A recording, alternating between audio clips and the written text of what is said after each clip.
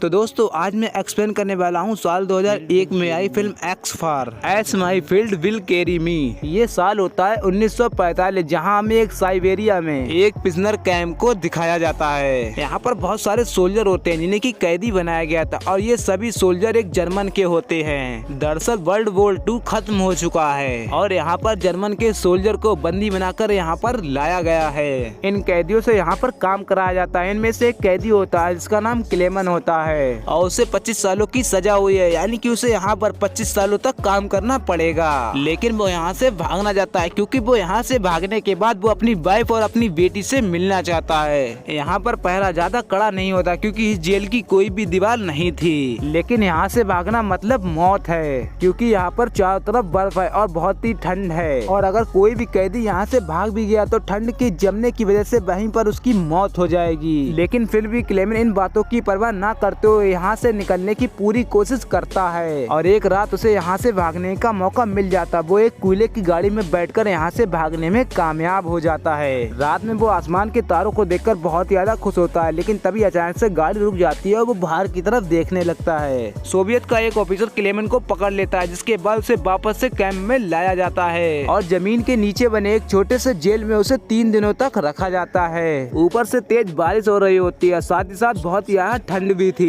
और साथ ही साथ उसे खाने के लिए खाना भी नहीं दिया जाता। फिर भी वो इस टॉर्चर को सह लेता है। खैर अब 3 दिनों के बाद वार्डन उसे बाहर निकालता है और उससे कहता है कि तुम्हारे साथी तुम्हारा इंतजार कर रहे हैं। इसके बाद वो उस जगह पर जाता है जहाँ पर उसके साथी होते हैं। वो उसका इंतजार कर रहे थे। वो उसे देखकर बहुत ज्यादा गुस्सा भी हो रहे थे क्योंकि पिछले 3 दिनों से क्लेमन की वजह से इन्हें बिल्कुल भी खाने को नहीं मिला था। इसीलिए वो सब के सब अपना गुस्सा क्लेमन के ऊपर उतार देते हैं। वो बुरी तरीके से उसकी पिटाई करते हैं जिससे कि क्लेमन बुरी तरीके से जख्मी हो जाता है। जिसके बाद एक डॉक्टर जो इन्हीं कैदियों में से एक होता है वो क्लेमन का इलाज करने के लिए आता है। क्लेमन कहता है कि मैं यहाँ पर मरना नहीं चाहता, मैं अपनी वाइफ और अपनी बेटी के पास वापस से जर्मन जाना चाहता हूँ। इस पर डॉक्टर कहता है कि यहाँ से भागना नामुमकिन है, अगर तुम यहाँ से भाग भी गए तो ठंड की वजह से यहाँ पर मर जाओगे और सच ये भी है कि अगर तुम यहाँ से नहीं भागे तब भी तुम मारे जाओगे क्योंकि यहाँ पर सोवियत वाले जो कैदियों से लेड की खुदाई कराते हैं वो हवा के साथ साथ धीरे धीरे तुम्हारी बॉडी के अंदर जाता है जिससे कि इंसानों में बहुत ही खतरनाक बीमारी होती है और वो उसकी जान ले लेती है और इस बीमारी से ये डॉक्टर भी बीमार था और इसीलिए वो क्लेमन से कहता है कि तुम्हें भागना जरूर चाहिए। वो उसे अपने कपड़े देते हुए कहता है कि रेलवे लाइन पर जगह जगह पर खाना छुपा कर रखा गया है। वो अपने जूते और उसे गन भी दे देता है। दरअसल ये डॉक्टर खुद भी यहाँ से भागना चाहता था लेकिन अब जबकि वो बहुत ही जल्दी मरने वाला है इसीलिए उसका यहाँ से भागने का कोई मतलब नहीं होता। इसीलिए उसने यहाँ से भागने की तैयारी की थी। इसीलिए वो अपना सारा सामान क्लेमन को दे देता है और साथ ही साथ वो उसे अपना एक लंच बॉक्स भी देता है और कहता है कि अगर तुम यहाँ से सही सलामत भागकर पहुँच गए तो ये मेरी फैमिली को दे देना और उनसे कहना कि अब मैं इस दुनिया में नहीं रहा। अब उसी रात में एक बर्फीला तूफान आता है जिससे होते हुए क्लेमन फिर से यहाँ से भाग जाता है। वार्डन को भी ये बात पता चल चुकी थी इसीलिए वो डॉक्टर के पास आता है लेकिन डॉक्टर की अब जान जा चुकी थी। वार्डन इस बात से बहुत ज्यादा गुस्सा होता है कि फिर से एक बार क्लेमन यहाँ से भाग गया। वो अपने सिपाहियों को भी उसे पकड़ने के लिए भेजता है लेकिन उसका पता नहीं चल पाता।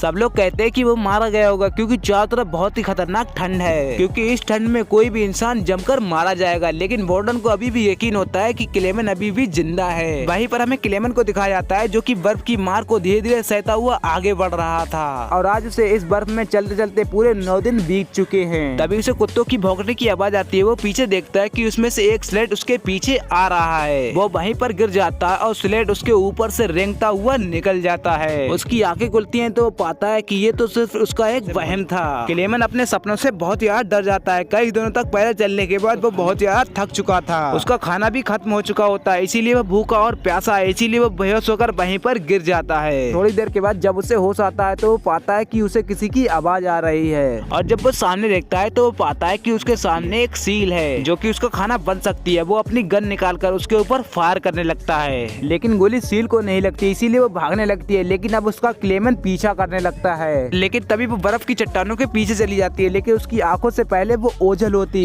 क्लेमन उसके ऊपर निशान लगाता है और उसकी आखिरी गोली भी सही ठिकाने पर लग जाती है जिससे कि वो सील मारी जाती है। यानी कि अब क्लेमन के पास खाने के लिए खाना है और आज क्लेमन ने कई दिनों के बाद पेट भरकर खाना भी खाया था। खाना खा करके आराम करने के बाद वो एक बार फिर से अपना सफर को तय करता है। उसके पास एक कंपास भी होता है जिससे कि वो लगातार अपनी दिशा को देख रहा था और साथ ही वो अपने दिमाग के संतुलन को काबू करने के लिए अपने आप से ही बातें करने लगता था।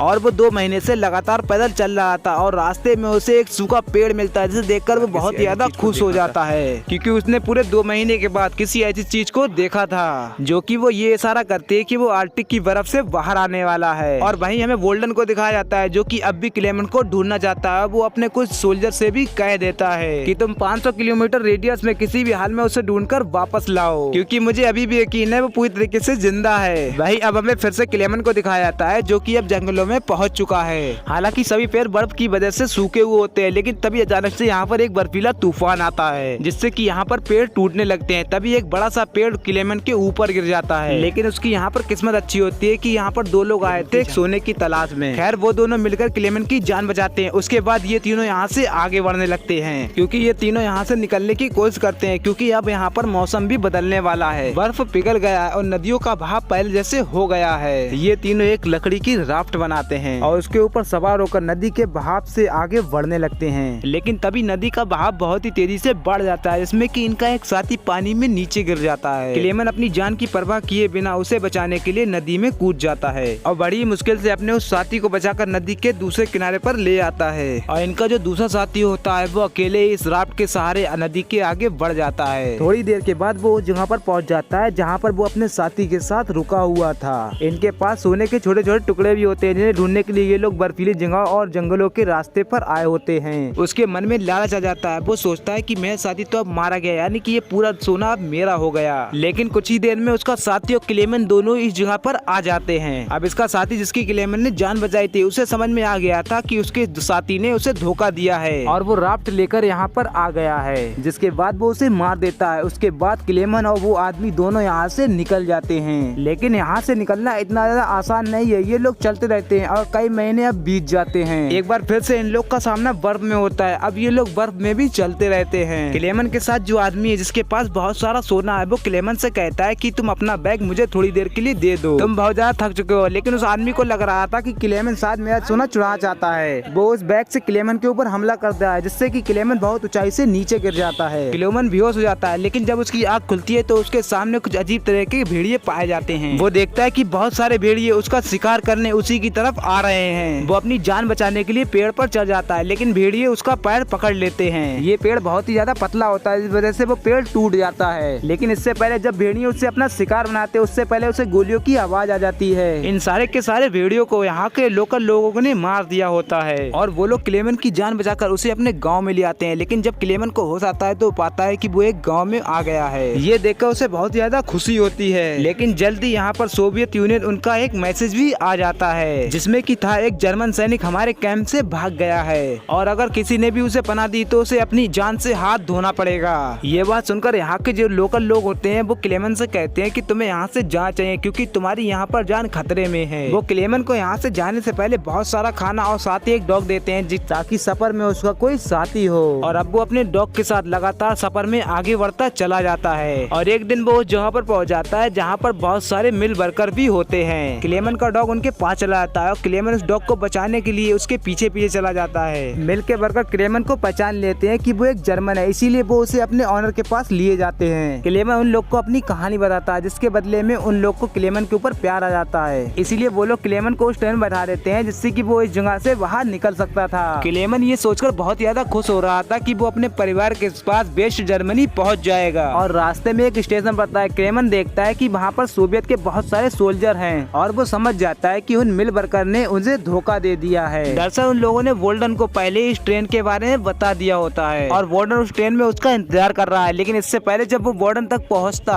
क्लेमेंट अपने डॉग के साथ उतरकर वहां से भाग जाता है। सोवियत के सोल्जर उसका पीछा भी करते हैं, लेकिन तभी क्लेमेंट देखता है कि उसके सामने वोल्डन खड़ा है। वोल्डन उसे गिरफ्तार करना चाहता है, लेकिन इससे पहले वो ऐसा कर पाता, क्लेमेंट का जो डॉग होता है वो वोल्डन के ऊपर हमला कर देता है, इससे कि उसे क्लेमेंट को भागने का मौका मिल जाता है। क्लेमेंट यहाँ से भागना शुरू कर देता है, लेकिन तभी पीछे से गोलियों की आवाज आती है। वो समझ जाता है कि उसके डॉग को किसी ने मार दिया है। क्लेमेंट को यहाँ पर बहुत ज्यादा दुख होता है, लेकिन वो रुकता तो नहीं और लगातार भागते भागते आगे बढ़ने लगता है। सोवियत के सोल्जर उसका पीछा कर रहे होते हैं। क्लेमेंट एक ब्रिज पर आ जाता है, इसके नीचे से ट्रेन गुजर रही थी और वो उस ट्रेन पर कूद जाता है और इस तरीके से वो फिर से सोवियत के सोल्जर से बच जाता है। और अब वो कई महीनों से लगातार अपने अलग अलग सफर को तय करता है। वो बहुत ज्यादा भूखा होता है। वो एक मेले में पहुंच जाता है जहाँ पर बहुत ही अच्छा खाना बना जाना होता है, लेकिन उसके पास पैसे नहीं होते। वो देखता है कि दो लड़कियां पैनकेक बेच रही हैं, लेकिन वो उसे खरीद नहीं सकता था, इसीलिए वो निराश होकर यहाँ से जाने लगता है। तभी उन दोनों लड़कियों में से एक लड़की पर उस पर तरस आ जाता है और वो एक बच्चे को पैनकेक का टुकड़ा देती हुई कहती है कि वो उस आदमी को दे आओ। क्लेमन उसे खाकर बहुत ही खुश होता है। दरअसल वो एक सेंट्रल एरिया तक पहुँच चुका है, जहाँ पर उसे एक पुलिस जूस आदमी देख लेता है। उस पर उसे शक होने लगता है, इसीलिए वो उसके पीछे चला जाता है। क्लेमन एक चर्च में चला जाता है, जहाँ पर वो प्रे करता है।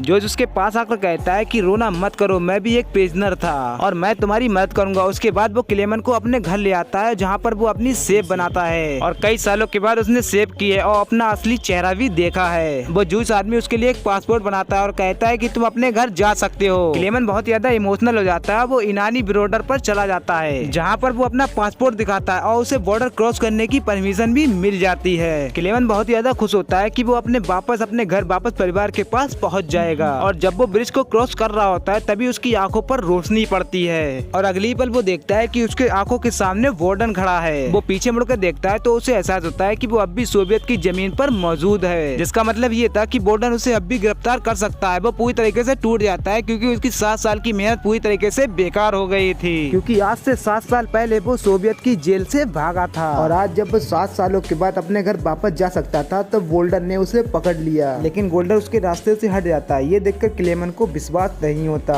वो धीरे धीरे आगे बढ़ना शुरू कर देता है और वोल्डन भी उसे नहीं रोकता। दरअसल उसका जिंदा रहने और उसके घर जाने के जज्बे से वोल्डन बहुत ज्यादा खुश हो गया था और वोल्डन की भी यहाँ पर जीत होती है, क्योंकि 7 साल पहले उसने कसम खाई थी कि वो क्लेमन को पकड़ लेगा और उसने उसे पकड़ लिया, जिसका मतलब था कि क्लेमन की यहाँ पर जीत हुई, इसीलिए वो उसे जाने देता है। और इसके बाद क्लेमन वेस्ट जर्मनी पहुँच जाता है, जहाँ पर उसका घर होता है। आज क्रिसमस का दिन होता है। वो देखता है कि उसकी वाइफ और बेटी ये चर्च के लिए निकल रही थी। वो उनका पीछा करता है और चर्च में पहुंच जाता है, जहां पर उसकी बेटी उसे देख लेती है। वो अपने फादर को पहचान लेती है और उसके गले भी लग जाती है और इस तरीके से कई सालों के बाद आज क्लेमन अपने परिवार से मिल ही जाता है। तो इसी के साथ इस मूवी का यहीं पे एंड होता है। उम्मीद करता हूँ दोस्तों आपको हमारी ये वीडियो पसंद आई हो। अगर पसंद आई हो तो इस वीडियो को लाइक करके, हमारे चैनल पर नए हैं तो चैनल को भी सब्सक्राइब कर लें और ज्यादा से ज्यादा अपने दोस्तों में शेयर जरूर करें, ताकि हम और भी अमेजिंग वीडियो लाते रहें। तो मिलते हैं दोस्तों नेक्स्ट वीडियो में, तब तक के लिए टाटा बाय बाय।